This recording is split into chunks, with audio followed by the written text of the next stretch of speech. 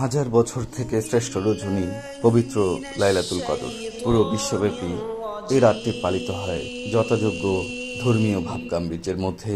বিশেষ করে আরব বিশ্বে কিভাবে এই রাতটি পালন করা হয় তারই অংশ হিসেবে আজ চলুন আমরা দেখি শারজায় পবিত্র লাইলাতুল কদরের রজনীতে মসজিদের দৃশ্য, মসজিদে কিভাবে নামাজ হয়, কিরকম লোক সমাগম হয়, এই দৃশ্যগুলো চলুন আপনাদের সাথে শেয়ার করি। ধন্যবাদ সবাইকে। সাথে থাকবেন, সুস্থ থাকবেন, সুন্দর থাকবেন, ভালো থাকবেন, একে অপরের জন্য দোয়া করবেন। সবাইকে ধন্যবাদ।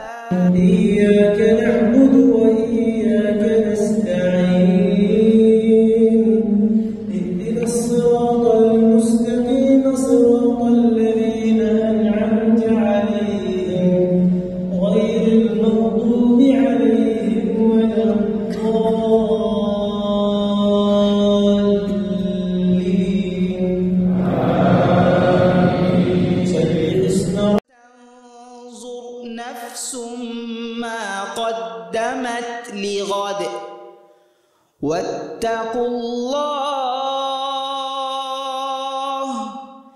إن الله خبير بما تعملون ولا تكونوا كالذين نسوا الله فأنساهم أنفسهم أولئك هم الفاسقون لا يستوي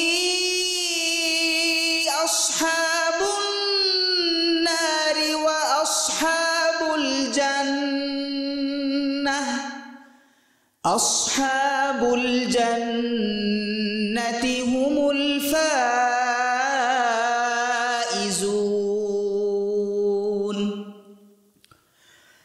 لو أنزلنا هذا القرآن على جبل لرأيته